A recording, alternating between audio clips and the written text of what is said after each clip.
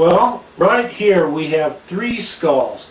Black bear, American black bear, comes in a variety of colors. Here we have a grizzly bear. Over here we have a polar bear. Notice the differences in the size of the skulls.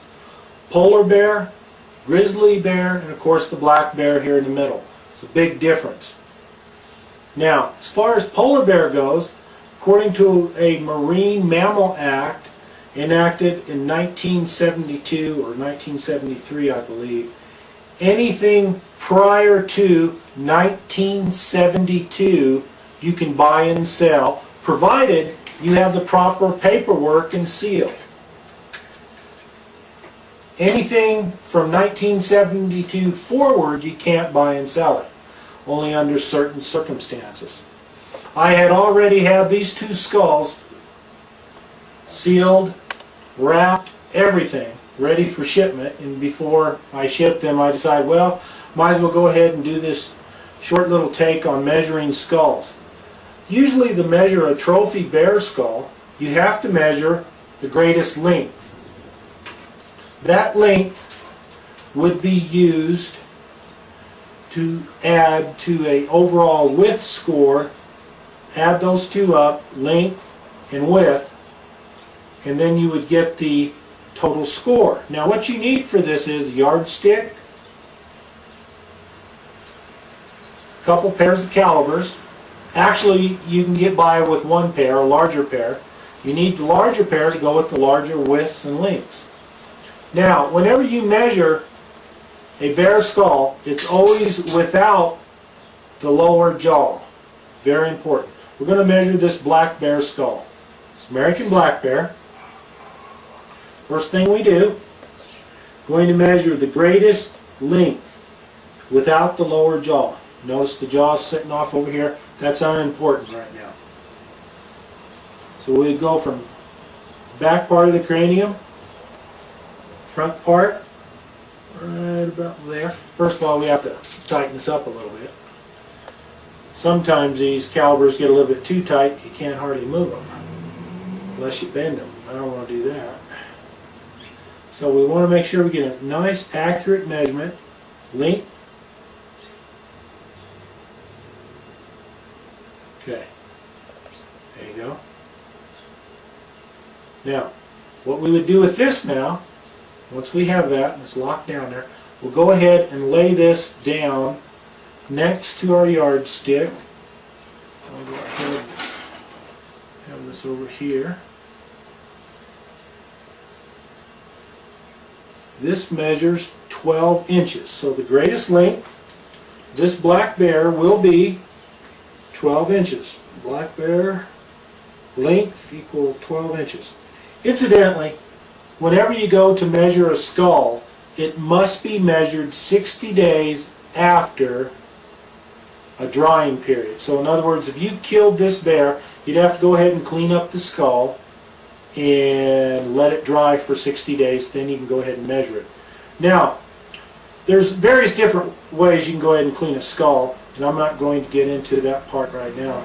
But you can go ahead and you can boil the skull, clean it out.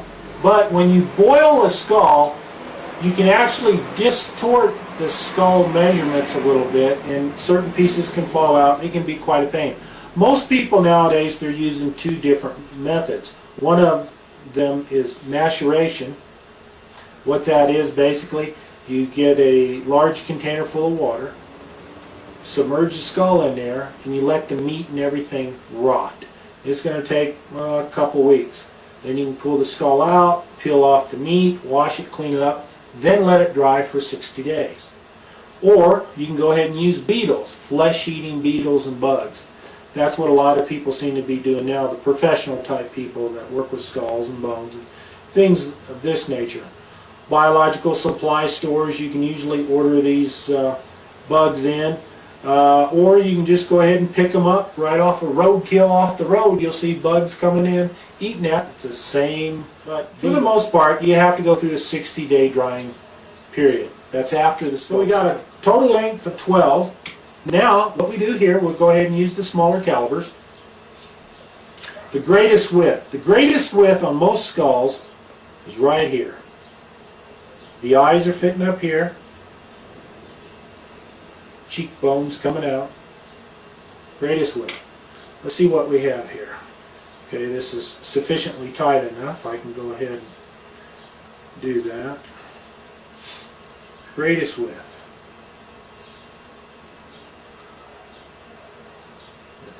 Okay, greatest width. Go ahead and measure that.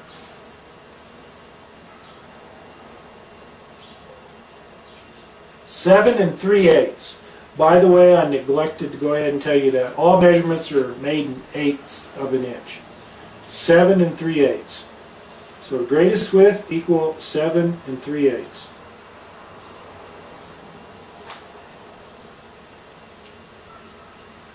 So this bear will score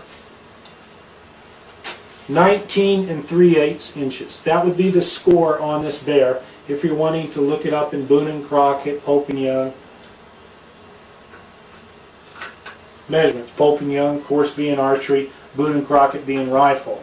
It's the easiest way to measure it. There's different measuring techniques and methods out there. Personally, when it comes to measuring antlers and horns, and incidentally, there is a big difference between antlers and horns. But whenever you measure those, you measure these. There's a few different methodologies out there. You have to add, subtract differences when it comes to antlers. I really think you should measure the whole thing. In other words, there are no deductions when we're talking about antlers. But here, length and width, add them up, that gives you your score. Now, let's move on here. Grizzly. Now, one problem when it comes into skulls that are damaged is, if they're really damaged in a way that would distort the measurements, almost all skull damage will distort the measurements a little bit, they become ineligible to be measured. Now, on this grizzly, move the jaw. Now this grizzly was shot right here. The cheekbones coming out, right in here. So technically, depending upon the system that you're using, this skull could become ineligible for measurements. But there again, it depends. Now, this grizzly skull and this polar bear were shot the same year, 1963. As a matter of fact, this was shot February the 26th, 1963 by the same hunter. I bought these at an estate auction. It was legal to do so.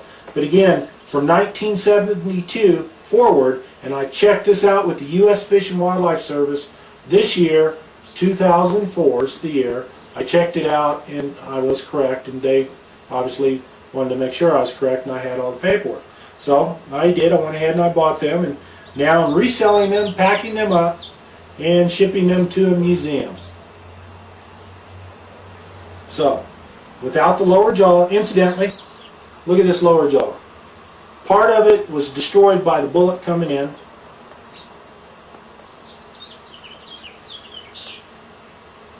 And in time, anything within time and reason will crack. Now these skulls were kept in the hunter's home for a long time, and you can see that the teeth, they crack and split. Now this skull here needs to be whitened. Solution of hydrogen peroxide, properly applied with a little bit of basic white. And there's other chemicals you can use that go ahead and whiten these out. Good quality taxidermists can go ahead and do that for you. Also, minor repairs. If you're going to keep something like this here and just put it on display, you can make minor repairs. Use regular dental epoxy, and you can repair all this, get it looking perfect. It takes time, and the materials are rather expensive, depending upon where you shop. So, let's go ahead and measure this now. I'm going to measure the greatest length from here to here, without the lower jaw. And in this case, the lower jaw wouldn't be any good anyway.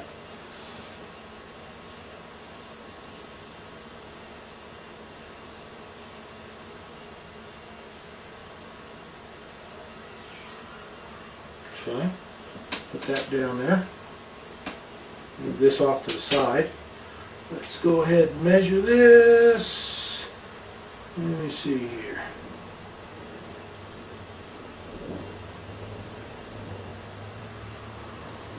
14 7/8 inches greatest length.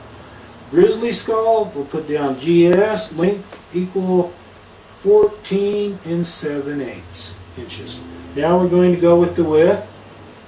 Remember again, the width, the widest part of the skull after a drying period. Obviously these skulls were fairly well cleaned. They weren't really degreased because you can see the yellowing over a period of time. And this will happen too just with normal age, even though they were degreased. Depends upon the climate and the conditions that they were stored in. But this particular skull wasn't degreased that well. There's a little bit of grease still on it. So let's go with the greatest width. Go ahead and get this a little bit tighter so it won't move. A little bit tighter still.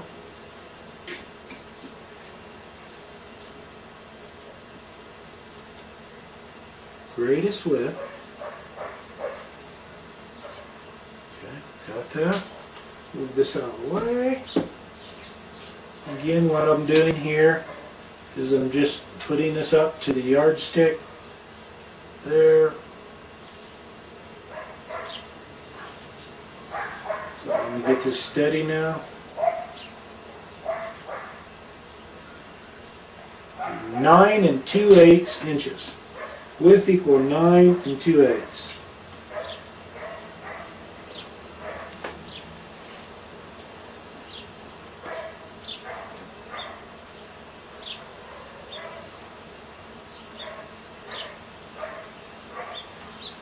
Well, this comes out 23 9/8. Now, obviously, 8/8 equal 1. So we can go ahead, we can take that 23, turn it into 24 1/8. That's what this skull, this grizzly, would measure. 24 1/8 inch, as far as the score goes. We'll set this over here. Okay, let's move into the big one.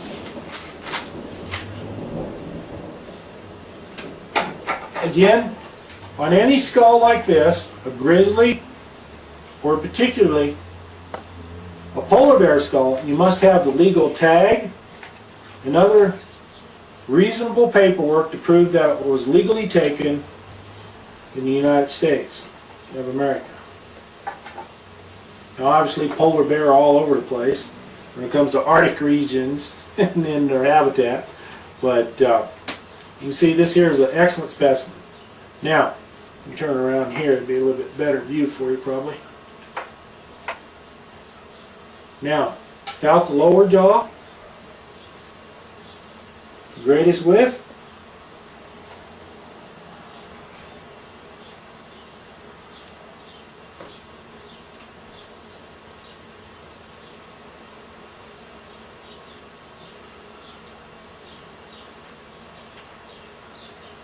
I've measured these 3 or 4 times before, so I automatically know what it is, but I always want to remeasure and remeasure just to make sure. Okay, set this over here.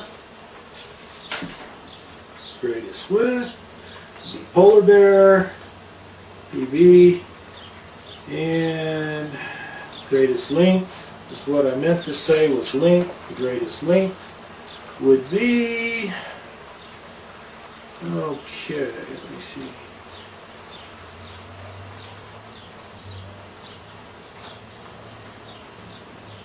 (16 4/8) length.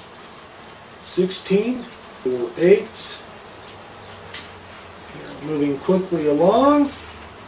We'll go ahead and we'll use these.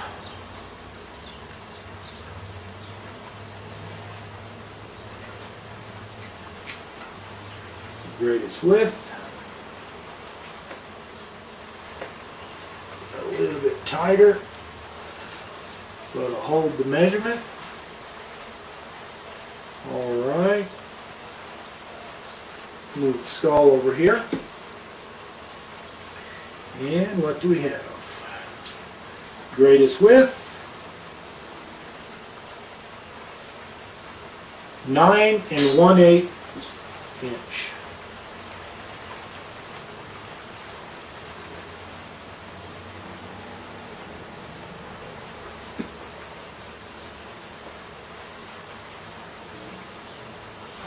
Comes out 25 5/8 inches. 25 5/8. A lot of people don't want to say the word inches, but in the English system here, so that's what we'll use.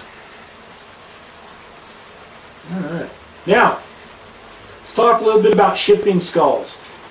Anytime you ship a skull, always make sure it's insured.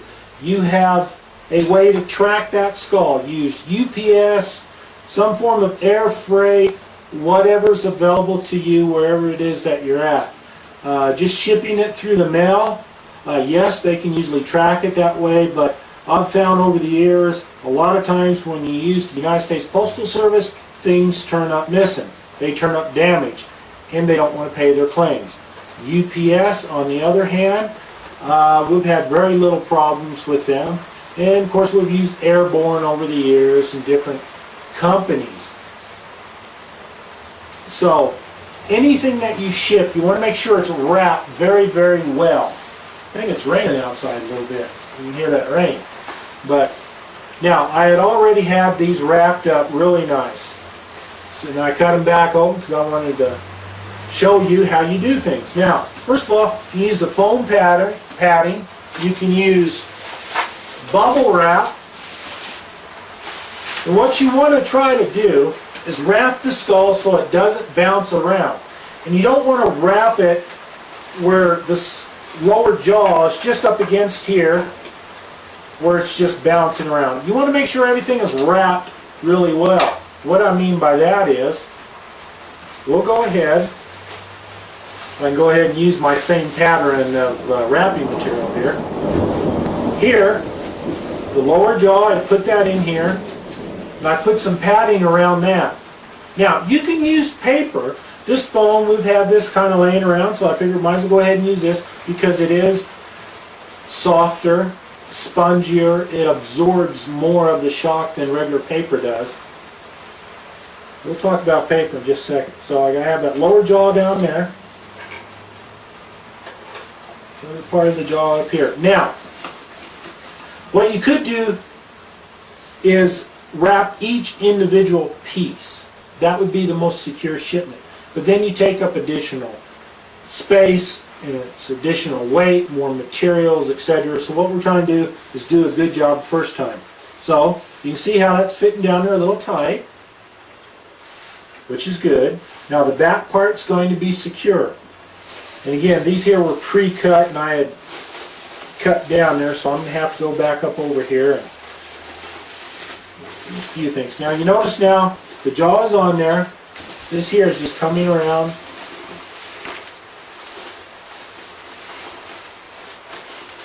All this. So technically we would go ahead and wrap this around. Now, what we'll do here, there's scrap paper. Now you can use newspaper if you want. That would work well too. Now on here, again, there's some tears in here that normally wouldn't be there, but I had to open it to go ahead and do this video. So what I'm trying to do here is protect this. So I'll go ahead and wrap this almost like a butcher wrap.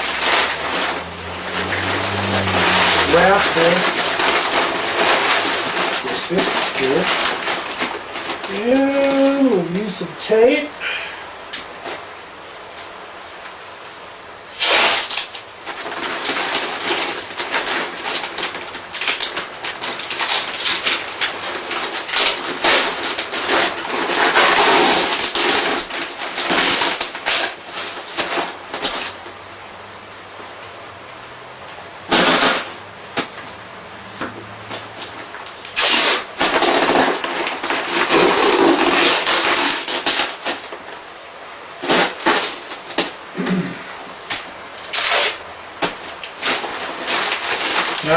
good for right now, but we're not through yet. Let's get this other one. Get this out of the way. We no longer need this.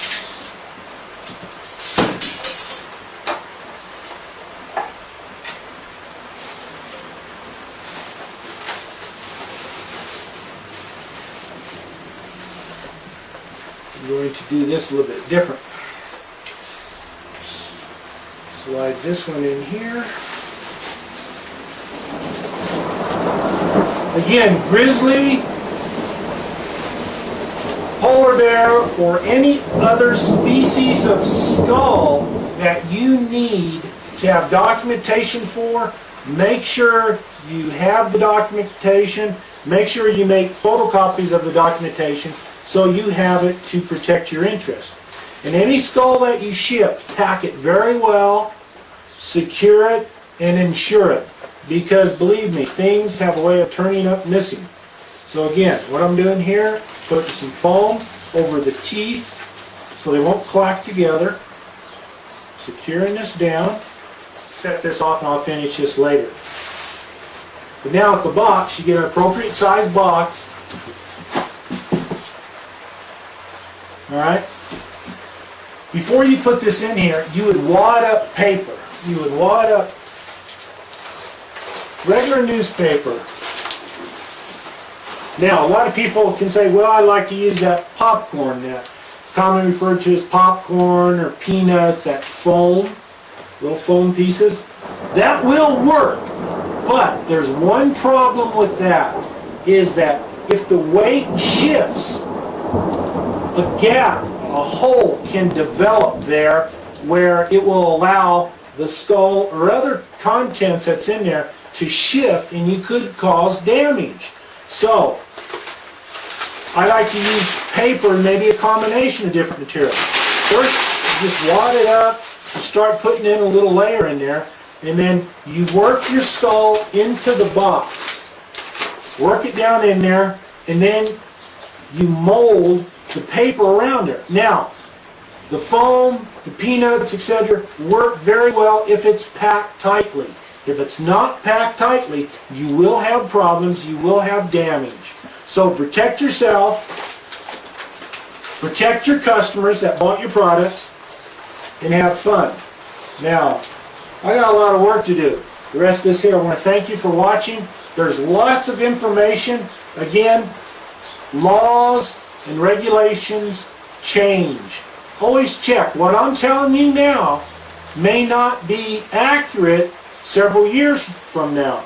But right now, the year 2004, it's true. So, make sure you know the laws of your state before you ship here and there, because there's certain problems you can get into. Shipping illegal animals across state lines becomes a felony. So, know the law.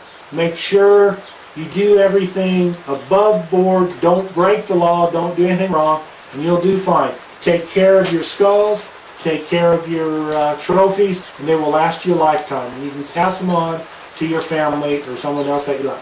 Thanks.